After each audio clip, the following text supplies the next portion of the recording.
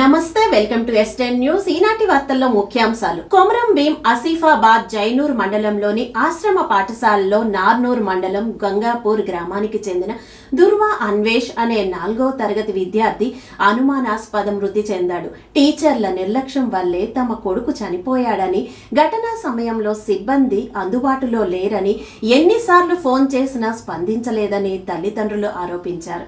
పిల్లల మధ్య ఘర్షణ జరిగిందా లేక భవనంపై నుండి పడిపోయాడా అనే కోణంలో పోలీసులు దర్యాప్తు చేస్తున్నారు.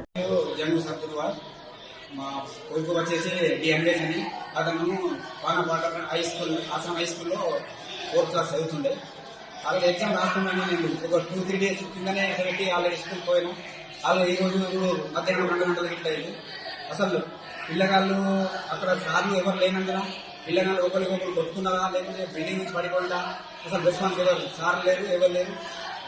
ఇక సరైన నాకు ఫోన్ వస్తే నేను హాస్పిటల్లో ఉన్నామని నేను ఫోన్ చేస్తే ఇట్లా సీరియస్ ఉంది అని సరే నేను కవర్ చేస్తే కొడుకు ఆల్రెడీ ఎక్స్పైర్డ్ అయింది.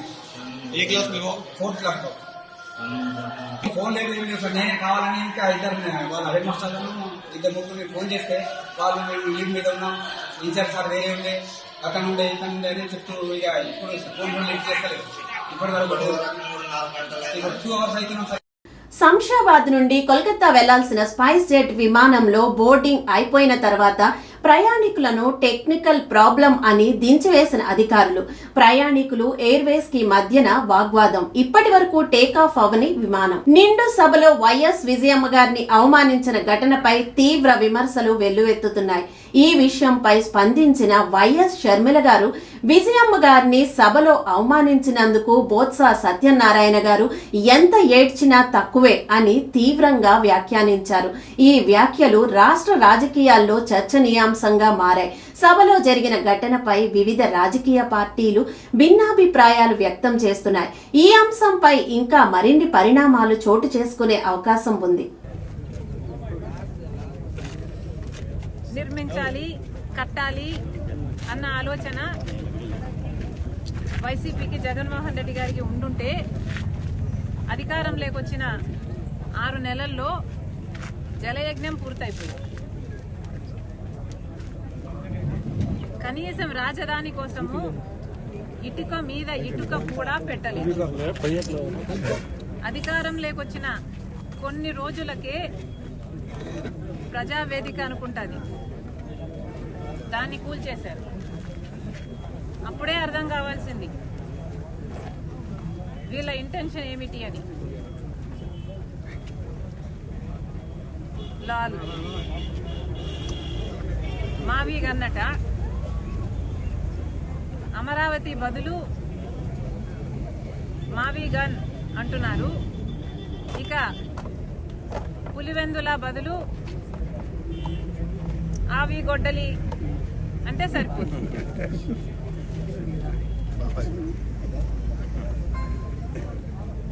నిండు అసెంబ్లీలో రాజశేఖర రెడ్డి గారిని చులకన చేసి మాట్లాడితే, విజయమ్మ గారిని అవమానిస్తే, ఆ రోజు నిండు సభలో విజయమ్మ మా అమ్మ కంటతడి పెట్టుకున్నారు.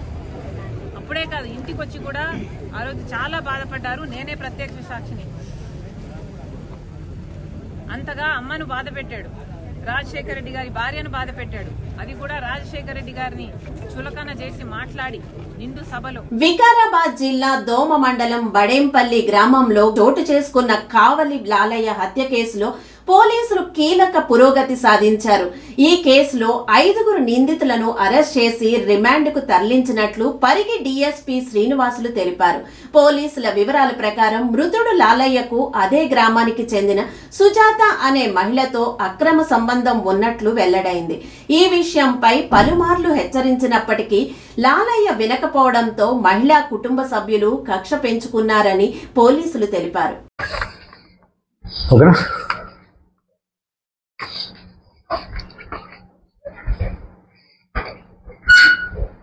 దోమ మండలము బడంపల్లి గ్రామానికి సంబంధించి మల్కయ్య అనే వ్యక్తి మాకు ఫిర్యాదు చేయడం జరిగింది. దాని సారాంశం ఏమంటే వాళ్ళ ఫాదర్ని ఆ గ్రామస్తులైన కొంతమంది కొట్టి చంపినని చెప్పేసి, దీనికి కారణము ఈ లాలయ్య ఎవరైతే వాళ్ళ ఫాదర్ ఉన్నాడో అతను ఈ నేరస్తుల ఒక వాళ్ళ మదర్తోన ఇలీగల్ అఫైర్ మెయింటైన్ చేస్తుందని చెప్పేసి వీళ్ళు ఈ సమాచారం మేరకు వీళ్ళని ఒక ఊరు బయట కాలువ దగ్గర చూసి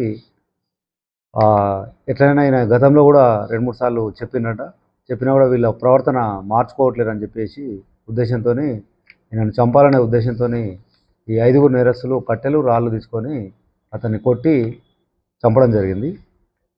ఈరోజు ఈ 5 అరెస్ట్ చేసి కోర్టుకు పంపిస్తాం. 5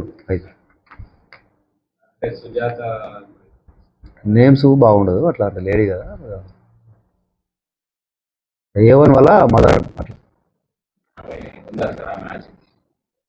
ఆచూకంటే నిన్న ఈయనను కొట్టిన తర్వాత వాళ్ళ మదర్ని కూడా కొట్టిరు. వీళ్ళు కొడితే ఆమె ఇంట్లోకి వెళ్ళి పారిపోయిందని చెప్పేసి మనకు ప్రాథమిక సమాచారం. ఖమ్మం జిల్లా కూసుమంచి మండలంలో రెవెన్యూ శాఖ మంత్రి పొంగిలేటి శ్రీనివాస్ రెడ్డి పర్యటించి పలు అభివృద్ధి కార్యక్రమాల్లో పాల్గొన్నారు. ఈ సందర్భంగా ఏర్పాటు చేసిన సభలో ఆయన మాట్లాడుతూ రైతు భరోసా కింద ప్రతి ఎకరానికి 12,000 ఇస్తున్నామన్నారు. ధరణితో రైతులు ఇబ్బంది పడ్డారని దాన్ని బంగాళాఖాతంలో వేసి భూభారతి తీసుకొచ్చామని ఆయన తెలిపారు. 20,670 కోట్లు 2 లక్షల రూపాయల వరకు రుణమాఫీ చేసిన ప్రభుత్వం మీరు ఎన్నుకున్న ప్రభుత్వం.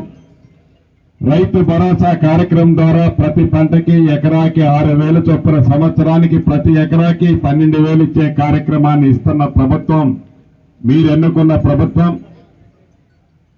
సన్న వడ్లకి మద్దతు ధరతో పాటు క్వింటాల్కి అదనంగా 500 రూపాయలు ఇస్తామని చెప్పి ఇస్తున్న ప్రభుత్వం మీరు ఎన్నుకున్న ప్రభుత్వం. ఈ సన్నడ్లని ఇతర ప్రాంతాలకు పంపించకుండా అదే సన్నడ్లని మిల్లు పట్టించి నా పేదింటి ఆడబిడ్డ కూడా సన్న బియ్యం పువ్వు తినాలని ఆ సన్న బియ్యాన్ని ఇస్తున్న ప్రభుత్వం మీరు ఎన్నుకున్న ప్రభుత్వం.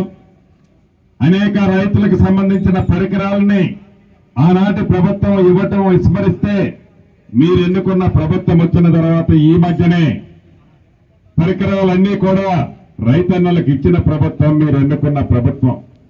ఈ పండించిన పంటలన్నీ మొక్కలు కూడా అన్ని కేంద్రాలకు చేర్చాం. 2వ పంటకి వరికి సంబంధించిన కేంద్రాలు కూడా రాబోయే కొద్ది రోజుల్లో తెరుస్తున్నాం. రాష్ట్ర వ్యాప్తంగా పండించిన ప్రతి గింజని, అది మొక్కలు కానీ ధాన్యం కానీ, పండించిన ప్రతి గింజని కొంటామని చెప్పి కొనటమే కాకుండా కొన్న వారం రోజుల్లోనే వాళ్ళ ఖాతాలో డబ్బులు జమ చేస్తున్న ప్రభుత్వం మీరు ఎన్నుకున్న ప్రభుత్వం. వీటన్నిటినీ స్టోరేజ్ చేయాలి అంటే, రైతులు పండించిన పంటలను నిల్వ ఉంచాలి అంటే వాటికి గోదాములు, కోల్డ్ స్టోరేజ్లు అవసరం ఉంది.